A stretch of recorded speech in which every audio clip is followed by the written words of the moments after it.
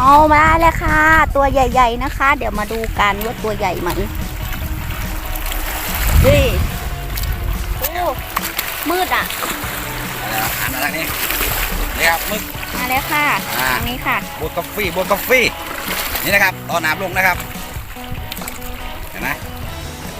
ใหญ่มากบดกาแฟนะครับบดกาแฟนะครับบดกาแฟนะครับ